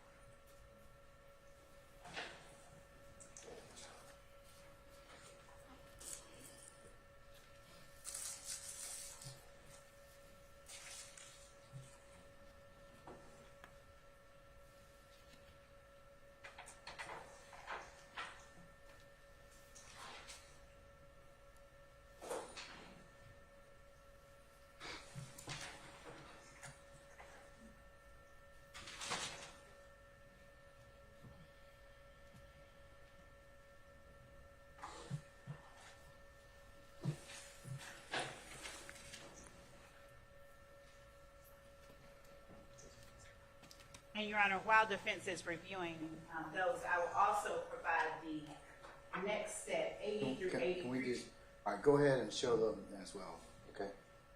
Charlie and 85 Charlie through 101 Charlie that I will be showing to you. As regards, excuse me, as regards State's Exhibits 59 Charlie through 79 Charlie, we have no objection. It's 54, I think it's 54, Charlie. Yeah, so that's it, right? Yeah, of course, yeah, sure, absolutely. All right, through, all right, they're admitted, maybe shown the jury as you see fit. And then what's the next set of documents again, madam? It is State's Exhibit 80 Charlie through 83 Charlie, and State's Exhibit 85 Charlie through State's Exhibit 101 Charlie that they are reviewing now. I will not continue until they've had a chance to look at them.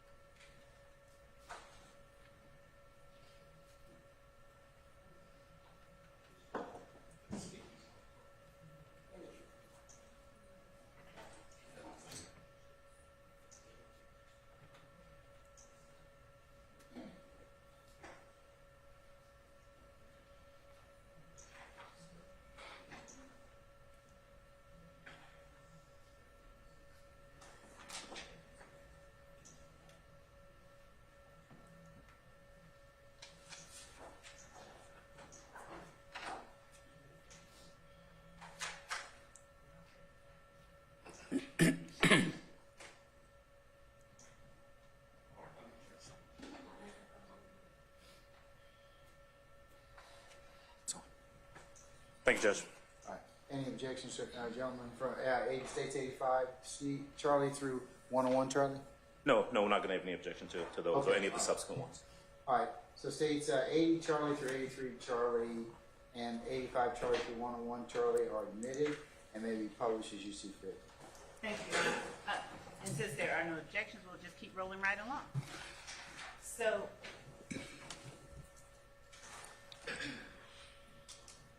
retired investigator Velasquez, would you please resume your position with the pointer?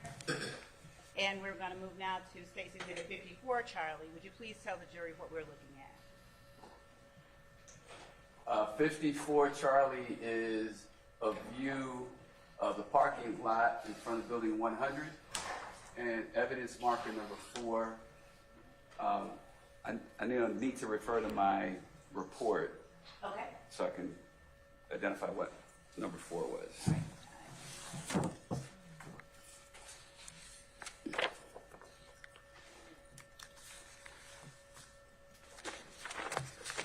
I have also marked State's Exhibit 117 Charlie, 117 Charlie Alpha through 117 Charlie Delta, I will ask you if this is a crime scene diagram that you I'll refer to that.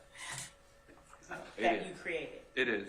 Is that an accurate reflection of the crime scene diagram that you created to depict this crime scene? Yes. Your Honor, the state tender states Exhibit 117, 117 Charlie, 117 Charlie Alpha, 117 Charlie Beta, 117 Charlie Charlie, and 117 Charlie Delta as evidence. But if it's looked at it as not.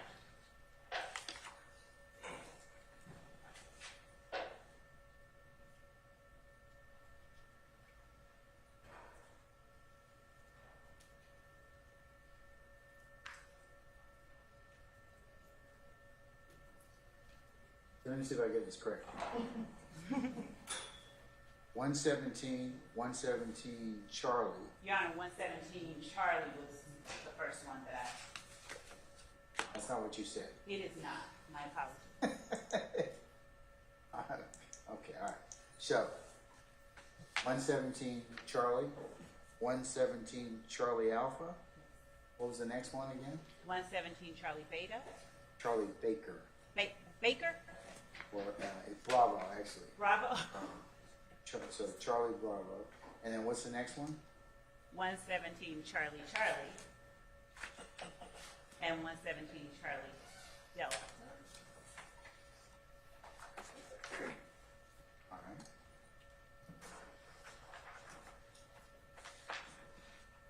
Any objection, Mr. Adams? No, sir. All right. States 117 Charlie, 117 Charlie Alpha, 117 Charlie Bravo, 117 Charlie Charlie, and 117 Charlie Delta are admitted and may be published as you see fit. Thank you, Your Honor. You may go ahead, retired investigator Velasquez, explaining what is in State's Exhibit 54 Charlie. 54, specifically evidence marker number 4 is a 40 caliber casing, bullet casing. And what are we looking at? Is that a just another view in 55 Charlie of State's Exhibit 54 Charlie? 55 Charlie. Well, this photograph depicts another photograph of evidence marker number 4 in front of building 400 in the parking lot. This is another photograph of the same thing. Okay. As we look at State's Exhibit 56 Charlie, what is it? 56 Charlie is evidence marker number 3, which as you probably cannot see from this photograph, but there is a 40 caliber bullet casing next to that evidence marker. And when crime scene technicians are photographing evidence, do they take a single shot of the evidence generally, or do they take multiple shots? Multiple shots. What is the purpose of that? It's to put it into context of the distance between, the general area where the evidence is located. As you can see, it's very difficult to see the casing, then an intermediate photo, and then a close-up photo so you can actually see what that marker represents. And so going to 57 Charlie, what are we looking at? 57 Charlie is just another photograph of evidence marker number 3, and I myself at this angle can't even see the shell casing yet. So let's look at 58 Charlie and see if you are able to see it. So 58 Charlie is actually the casing, and if I could draw your attention to right there, you can see a circular photograph of a bullet casing sitting straight up, kind of like what a stovepipe would look like. So showing you State's Exhibit 59 Charlie, what are we looking at? 59 Charlie is another photograph of evidence marker number 4, which is a 40 caliber shell casing right there next to the yellow marker. And going to 61 Charlie. 61 Charlie is a closer view of evidence marker number 4, the bullet casing right there. What are we looking at in State's Exhibit 62 Charlie? 62 Charlie is going to be another photograph of another 40 caliber casing, evidence marker number 5. You can barely make it out right next to the evidence marker right there. Looking at 64 Charlie, tell us what that is in evidence marker number 5. 64 Charlie is a close-up view of evidence marker 5, 40 caliber bullet casing. 66 Charlie, what are we looking at? 66 Charlie is evidence marker number 8, which is a piece of foam that came from Detective Robinson L., Detective Booker Higgins, and Detective Porter's vehicle after it was struck by another vehicle. This piece of foam right here came from the front bumper of their vehicle. And are we able to see in State's Exhibit 66 other evidence placards, specifically evidence placard 7, 6, 4, and 3? And I can give you the photograph itself. That makes Okay, I couldn't see from that angle. And on the other evidence placard. If I can stand here. Yes. So evidence, this photograph also contains evidence placard number 6 and number 7, 6 being another piece of foam from the bumper of a detective's vehicle, and evidence marker number 7 also being a piece of foam from the front bumper of the detective's vehicle. And what are we looking at in State's Exhibit 67? 67 is a close-up of evidence marker number 6, a piece of foam from the detective's vehicle. And looking at 69 Charlie. Another close-up, evidence marker number 7 is another piece of foam next to evidence marker number 7 from the detective's vehicle. Going to State's Exhibit 71 Charlie, give me just one moment to scroll through. Yeah. What are we looking at in State's Exhibit 71 Charlie? 71 Charlie is another photograph of number 8, evidence marker 8, a piece of foam from the detective's front bumpers of the vehicle. And going to 72 Charlie, would you tell the jury what we're looking at? 72 Charlie is a close-up of evidence marker number 9. I have it listed as foam from bumper of detective vehicle, but now I see the wires. I think I miscalculated that or misidentified that in my report. That's obviously a device, but it came from the front bumper of the detective's vehicle. Looking at State's Exhibit 73 Charlie, are we able to see where that evidence marker 9 is located? Evidence marker 9 is located by the front entrance of the apartment complex. Moving on to State's Exhibit 75 Charlie, as we scroll through. What are we looking at in State's Exhibit 75 Charlie? 75 Charlie is evidence marker number 10, which is a 9mm bullet casing, different caliber gun. And if we can go to 77 Charlie, just one moment. 77 Charlie is a close-up of evidence marker 10 and the actual bullet casing, 9mm, right there. And what are we looking at in 78 Charlie? 78 Charlie is the vehicle that's parked near the front entrance of the complex where the 9mm casing is next to that you just saw. And in 79 Charlie, are we looking at that same vehicle? Yes. This is the same vehicle. Going to State's Exhibit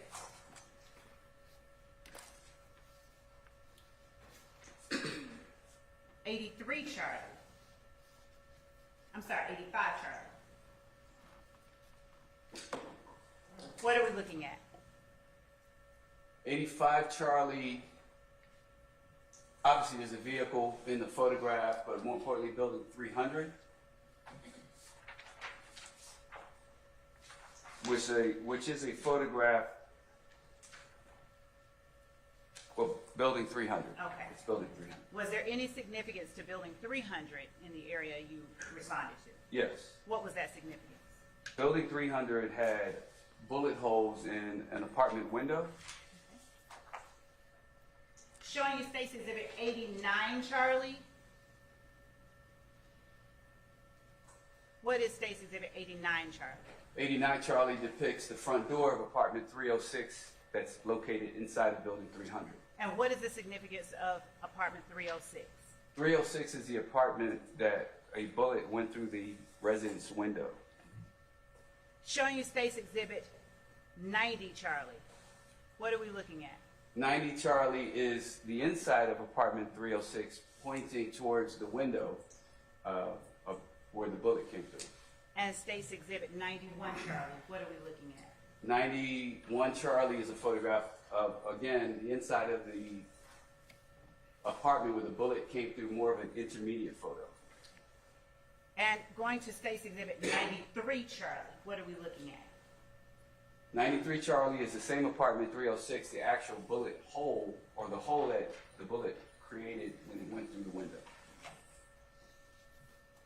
Going to State's Exhibit 95 Charlie, what are we looking at?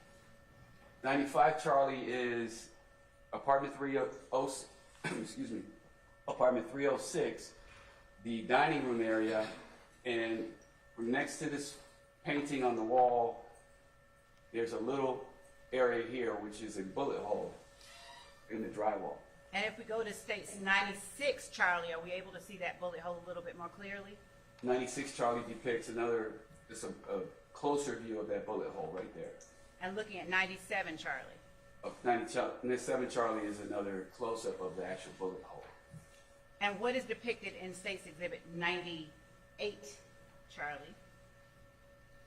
So 98 Charlie is, again, the window, this time with an evidence placard taped to the window, indicate number 1. And going to State's Exhibit 100 Charlie, what are we looking at? 100 Charlie is the same bullet hole in that dining room wall with evidence placard number 2.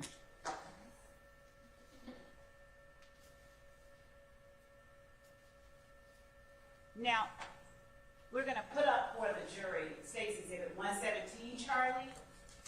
Just one moment. And I'd like for you to describe for the jury what it is that you have in your hand. And it will be published in a short moment as 117 Charlie. Are you asking me to testify to what I have in my hand first? You may, yes, testify to what you have in your hand first. That Okay. would be a good idea. Thank you for saying that. Understand. So what I'm holding here is my crime scene report.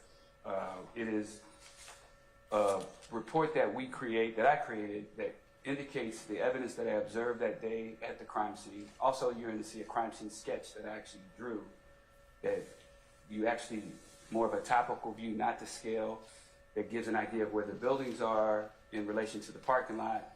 And you'll see numbers. Each number represents those placards that you saw earlier. And then you'll see a legend with what those numbers represent.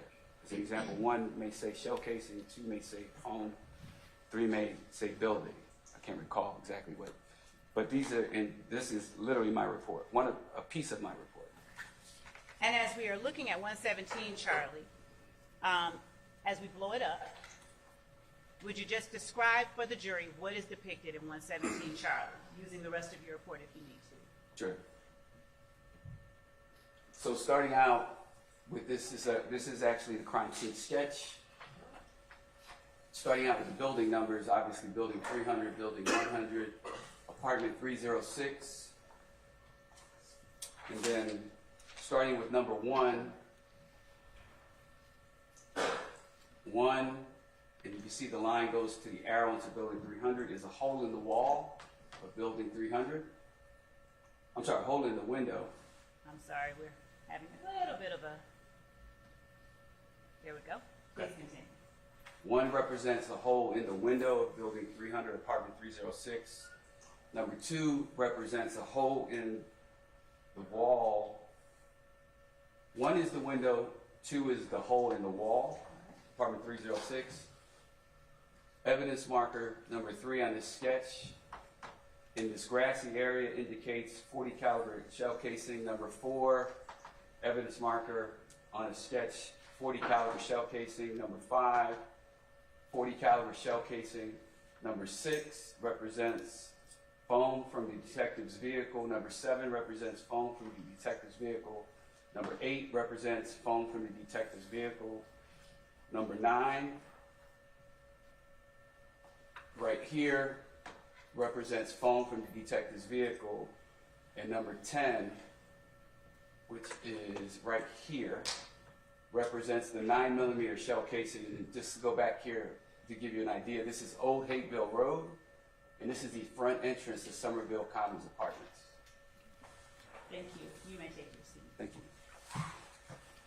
Why do you draw a crime scene diagram if you already have photographs of the evidence that is collected at your direction? Part of the reason we create a sketch and diagram and do measurements is to get an overall view of the evidence as it sits at a scene. The second part of that reason is there are times where we may need to recreate a crime scene. We may need to go back out to a location and actually place evidence back where it was located. That's why we measure. We use reference points so we could clearly actually go out to this scene right today, if it would still remain in the same situation it was in 2013, and place a casing, place a piece of foam if we needed to physically see this again. I've only had to do that a few times in my career, but that's one reason. The more general reason is to demonstrate, as I just did now, the overall view of a crime scene from a topical view. I'm going to show you now, and also let me ask you, were the items that are depicted in the photographs you just explained to the jury, were they collected? They were. And I'm going to show you what has been marked as State's Exhibit 151 Charlie, 152 Charlie, 153 Charlie, 154 Charlie, and 155 Charlie.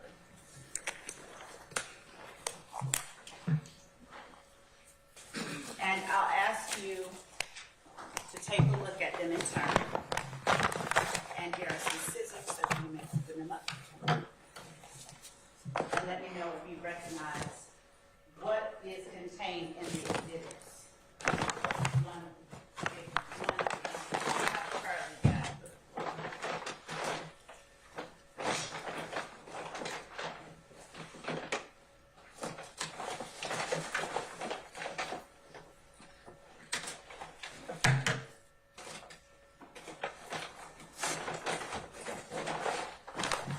May I stand? Yes, but don't publish what's inside. Okay. I just need to open another bag.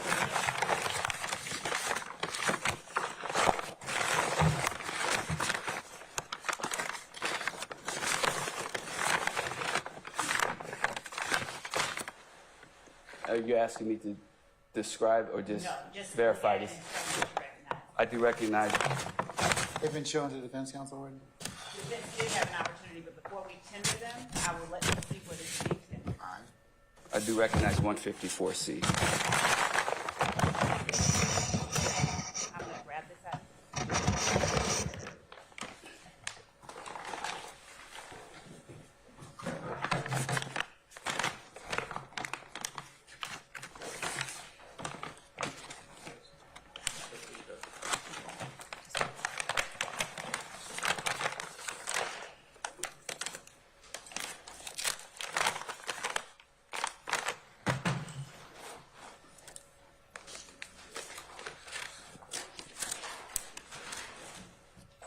And are you opening sealed packages as you see? I am.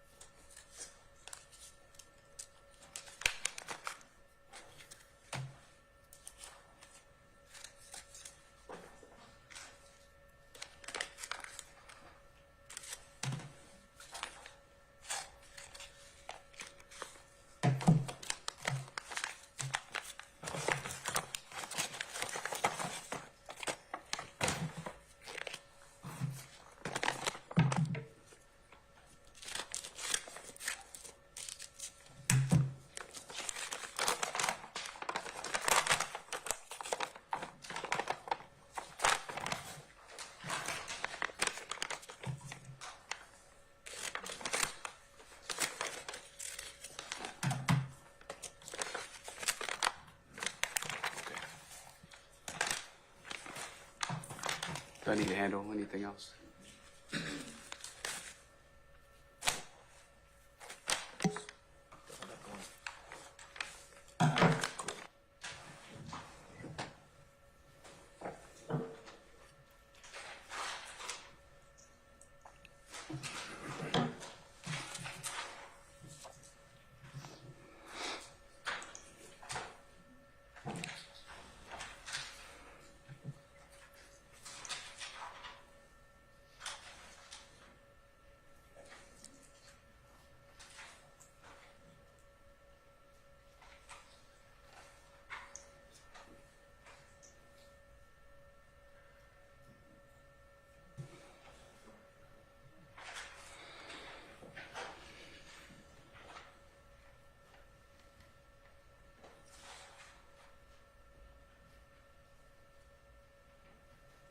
Our state's exhibit 151 Charlie, 152 Charlie, 153 Charlie, 154 Charlie, and 155 Charlie.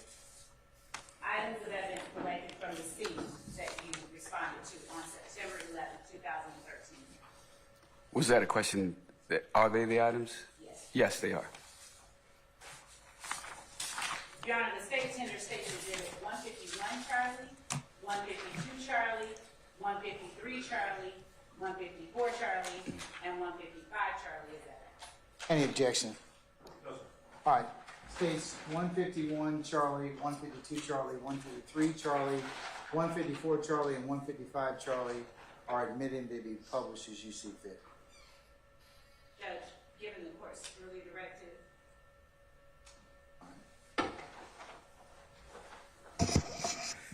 Ladies and gentlemen, we're going to, as I mentioned earlier, it's about 4 o'clock, and we still have miles to go before we sleep, but this is where we're going to stop for today, okay? All right, so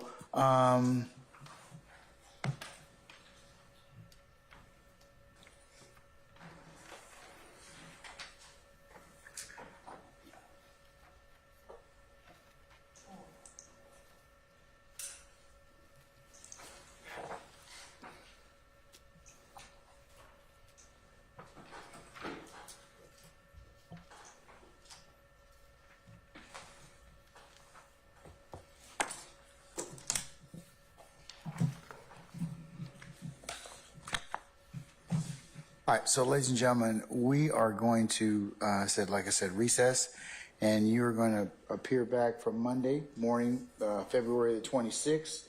I'd like you all to be here for 10:30, okay? And we should start somewhere around 11 o'clock or thereabouts, okay? All right. Retired Detective Velasquez, you may come back, same thing, 10:30 on Monday. Sir, if you could please be back. Don't discuss your testimony with anybody except the attorneys in this case, okay? Sir. All right, thank you, sir.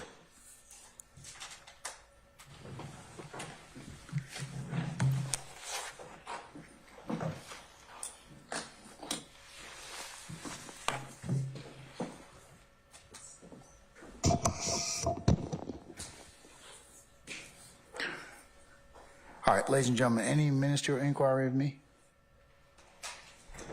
Okay, all right. Let's cover our ad nauseam admonitions. Remember, over the weekend, put your notepads in the basket and don't take them with you. And, of course, please don't discuss this case amongst yourselves in small groups or in large groups as you come to and from, I should say, your headquarters at your deliberation room. Of course, don't discuss this with anybody that's in your household. Don't phone a friend. Don't talk to anybody else about what's going on in the four walls of this courtroom. And of course, if somebody should approach you or try and contact you, you need to let Sergeant Ingram and myself know immediately. Any other inquiry of me at this point? Okay. Last thing, again, thank you for your patience that you've given us and are continuing to give us on a daily basis. And like I said, ladies and gentlemen, that means a whole lot to all of us who are associated with this case, your patience, and we really appreciate that. Okay, ladies and gentlemen, unless you have anything else of me, I'm going to go ahead and bid you all a very good weekend. Juror 204, if you'd remain just a second. And ladies and gentlemen, we'll see you on Monday at 10:30, okay? All right, all rise.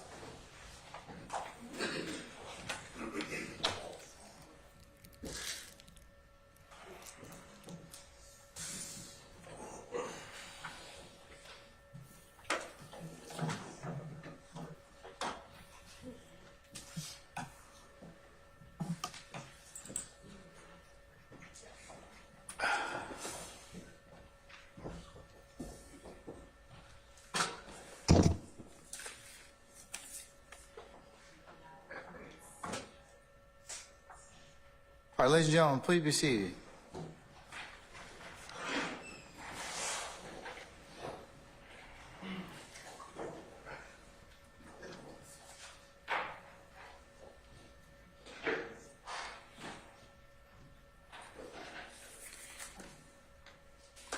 All right, Juror 204, I believe that you gave a lease to me, is that correct?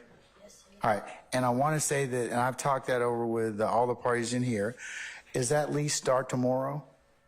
Oh, it starts on Monday. Starts on Monday, but I think that from your lease, can you take possession as of tomorrow? I think I take official possession on the 26th. On the 26th. So I remember something the 24th or whatever, but I think today my grandmother had to go down and give them the money for everything, for the deposit. can you speak up just a little bit? Today you said your grandma had to go down and what? Give them the security. Deposit. Okay. All right. Okay. All right. And you are going to move on Monday. Is that correct? Yeah, that's the plan unless something else happens. But Like we were to prevent you from leaving? yeah, Okay. All right. Well, we're not going to do that. And I just want to make sure, what county are you moving to? Cherokee. Okay, and it is your intent and for you to no longer remain in Fulton County effective on Monday, is that right? That's my plan. Okay, all right. Do you have any other options to remain in Fulton County? No, I don't have any family Okay. that's over here. You have to speak up, madam, I can't. I don't have any family that's over here. Okay, all right. I just wanted to make sure, in talking with the parties here, certainly understand and we appreciate your situation. We just want to make sure that you are going to be moving, and it appears from what you've told us now and your lease that as of Monday you will be moving to, or you'll be a resident of Cherokee County. Is that correct? Yes, sir. All right, is in your intent at that point in time, as you mentioned earlier, to go then get your driver's license and register to vote? Well, I gotta change my ID. Address first. Okay, all right. I'm sorry, speak up? But I don't have a license. It's just your ID, is that right? Okay, all right. Well, madam, I'm going to excuse you, but I have a couple of things that I need to kind of just share with you, okay? You cannot keep your notepad. You got to leave that with us, okay? Also, please do not discuss anything about this case until it's over. So it means you can't be outside giving interviews or your thoughts or anything like that. Now, until the matter's over and a decision's been made, okay? But you're welcome to do that at any point in time. You're welcome to post about your experiences or anything, but you got to wait till the case is over, okay? Yes, sir. All right. Do you have any questions of me? So that means Monday nobody's gonna show up at my door. Like a Tim might show up just to see how you're doing, okay? No, ma'am. You'll be excused, okay? I promise you that I've discussed this with the lawyers, and as much as we don't want to see you go, we understand that you have made a life decision to move to another county. Yes, sir. Okay?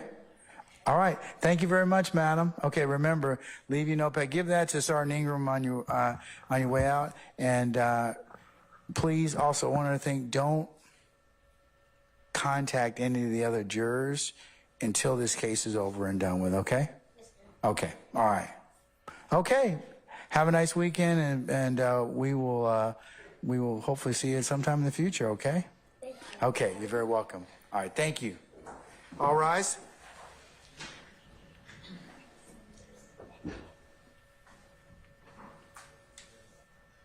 All right, juror 204 has left us.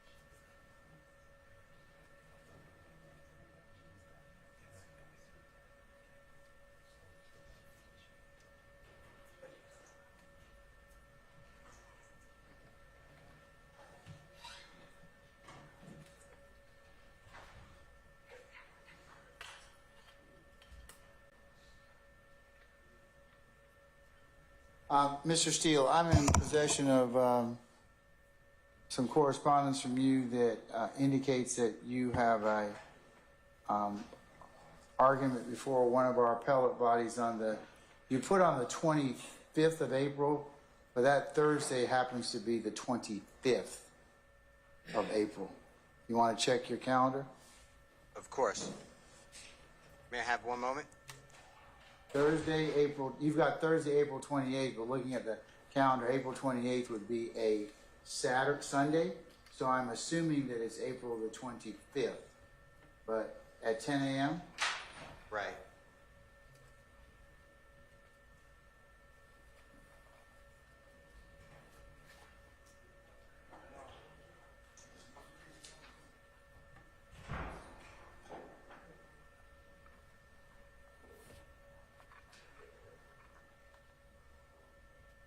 You are correct, sir.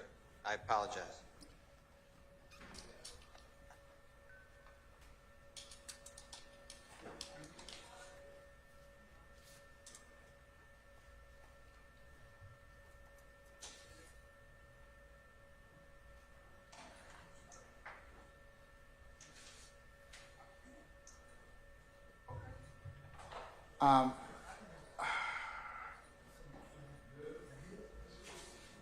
It's Thursday, April 18, 2024 at 10 o'clock a.m., sir. I apologize. So it's not the 25th? No, it's the 18th, Thursday. I don't know how, I apologize. Thursday, April 18th.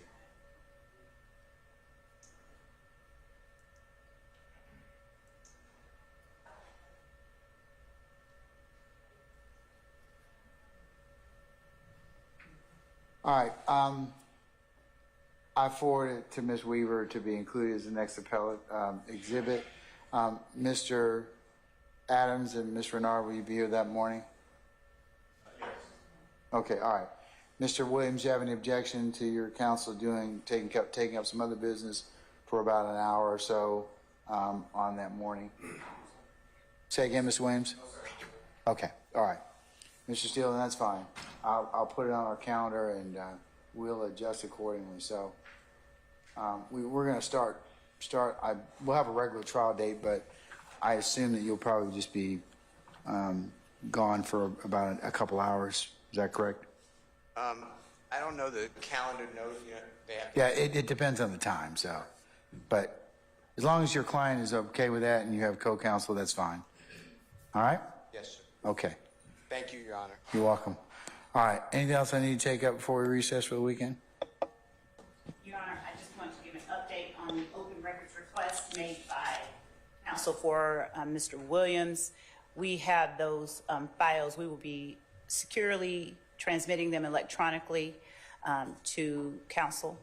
I believe this afternoon we will be able to do that at some point this afternoon prior to Sunday. Well, This afternoon. Can we get it done in Prior the to next midnight. hour? You know. Prior to midnight. Because we are, there is one that has been destroyed. There, are they copying the one? Yes, Your Honor. Go ahead.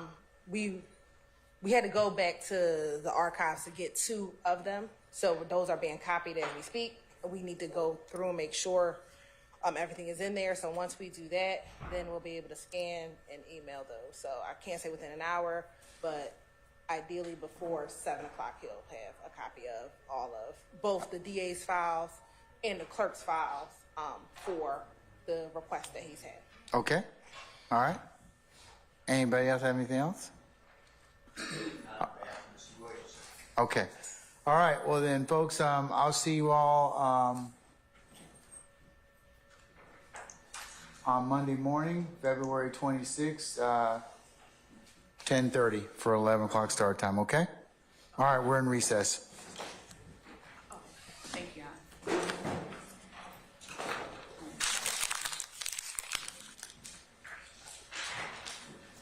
Christine, I forwarded you.